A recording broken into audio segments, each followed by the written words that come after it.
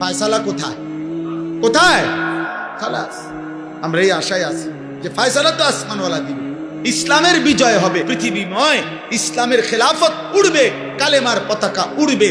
খোদার কসম, আগামী দিনে আরেকবার কসম খোদার, নবী বলছে যদি ইসরাফিলের ফু দিতে আর একদিনও বাকি থাকে কিয়ামতের, তবুও মাহদী আসবে, দাজ্জাল বের হবে, যুদ্ধ হবে, ঈসা আলাইহিস সালাম আসমান থেকে নেমে আসবে, ইহুদিদের শেষ বেঈমানের পতন হবে, মৃত্যু হবে, আল্লাহর কালেমা, ঈমানের পতাকা, ইসলামের খেলাফা সারা পৃথিবীময় আরেকবার প্রতিষ্ঠিত হবে। খোদার কসম, এটা আখিরি নবীর ফয়সালা। নবী সাল্লাল্লাহু আলাইহি সাল্লাম এটা বলেছেন। অতএব ঈমানদার যুবক, দ্বীনের জন্য, মাহদীর জন্য, ইসলামের জন্য, কালেমার জন্য কয়জন লাগবে? এই ফয়সালা কার হাতে? কারে নেবে? এই ফয়সালা কার হাতে? অতএব চরিত্রহীন যুবক, লম্পট যুবক, নারী, অশ্লীল ছবি, জিনা ব্যভিচারের দৃশ্য দেখে তোমরা যারা আছো, মনে করো না তোমার মতো অপদার্থের জন্য ইসলাম আটকায় যায়। তোমার মতো আকামলা ছাড়াও ইনশাআল্লাহ ইসলামের বিজয় হবে, কালেমার বিজয় হবে। কিন্তু একদিন চোখ বন্ধ হইলে দেখবা, কবরে গেলে ফেরেশতা তোমার মতো নাফরমানকে লাথি দিয়া কবরে পাঠাইবে জাহান্নামে। সেদিন বুঝবা এই মৌলবীদের কথা কতটা দরকার ছিল। সেদিন বুঝবা এটুকু নামাজ পড়তে পারি, সেদিন বুঝবা আল্লাহরে ডাকতে পারতা ইচ্ছা, শরীর স্বাস্থ্য সবই ছিল, কিন্তু নাফরমানি করে। অতএব রাত গভীরে আমি বললাম, সমস্ত কিশোর যুবক ভাই, দয়া করে নষ্ট হয়েও না। এই পৃথিবী তোমারে মনে রাখবেন, কেউ তোমার জন্য বসে নাই রে আব্বা। তুমি অ্যাক্সিডেন্ট করে দেখো, পিছনের গাড়ি থামে না, ছাড়ি দিয়ে যায় না। কত সিএনজি প্রতিদিন অ্যাক্সিডেন্ট হয় না, কত গাড়ি, কত মানুষের লাশ পড়ে থাকে, কত মানুষ আহত হয়ে পড়ে থাকে। হয়তো 5 মিনিট জ্যাম বাজে, 10 মিনিট জ্যাম বাজে, এরপরে আস্তে আস্তে ছাড়ি দিয়া সবাই চলে যায়। স্বার্থপর এই দুনিয়া, কেউ থামে না। ধোকা ধোকা।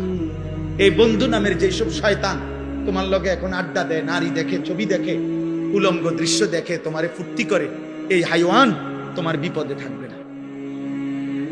তুমি পাওটা ভাঙ্গা দেখো, আর ওরে ক বন্ধু তোর ফাড়াও তুই ভাঙ, সে জীবনও না, বলবে ভালো থাকিস, আচ্ছা যাই। এই জন্য চরিত্রহীনের খপ্পরে পড়ো। আমি বললাম চরিত্রহীনের খপ্পরে পড়ো, নিজেরে চালাক মনে করো।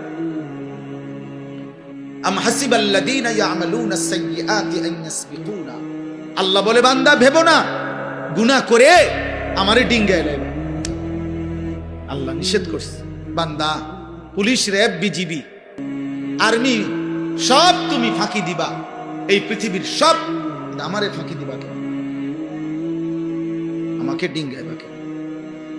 অতএব বাপ, অনেক রাত হয়ে গেল, আমি সবার কাছে অনুরোধ করি, প্রিয় কিশোর, প্রিয় নওজোয়ান, চোখের হেফাজত করো। নারী দেখো না, অশ্লীল ছবি দেখো না বাপ, উলঙ্গ ছবি দেখো না, মোবাইলের আসক্ত হয়েও না, নিজের হেফাজত করো। 5 ওয়াক্ত নামাজ পড়ো, ফজরের নামাজ কষ্ট করে হলেও জামাতের সাথে পড়ো। দেখবা ফজরের মুসল্লি যারা, আমি বলে গেলাম মাহাদির সৈনিক তারা। ফজরের মুসল্লি যারা, দাজ্জালের বিরুদ্ধে লড়বে তারা। ফজরের বিশ্বময় কালেমার পতাকা উড়াবে তারা।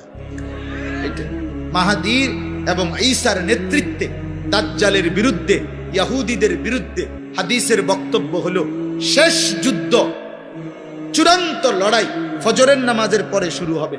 ফজরের মুসল্লিদেরকে সাথে নিয়ে মাহদী এবং ঈসা যুদ্ধ শুরু করবে। আসরের নামাজের ভিতরেই, আসরের ওয়াক্ত হইতে হইতেই দাজ্জাল নিহত হবে এবং সমস্ত ইহুদি নিহত হবে, এবং আসরের ওয়াক্তে মাহদী এবং ঈসার নেতৃত্বে মসজিদে আকসা বিজয়ের পতাকা, ঈমানের পতাকা উড়বে, সারা পৃথিবীময় ইসলামের খেলাফা প্রতিষ্ঠা। ভাই আমি দেখবো নয় তুমি দেখবে, নয় আমার সন্তান দেখবে, কিন্তু আল্লাহ রাসূল সাল্লাল্লাহু আলাইহি সাল্লামের এই কথা বৃথা হবে। কোন জালেমের পতনের আগে কেউ বোঝে না কেমনে পতন, কেমনে পতন, কিন্তু যে শুনে জায়গা, সে শুনে সবাই বুঝে যে এমনি যাইতেছে। বুঝেন নাই? হেলিকপ্টার উঠবার আগে কেউ বুঝছে না যে হেলিকপ্টার দিয়ে যাইবো না অটো দিয়ে যাইবো, কেউ খেয়াল কিন্তু যখন হেলিকপ্টার ছেড়ে দিছে সবাই বুঝে লাইছে যে এই জায়গা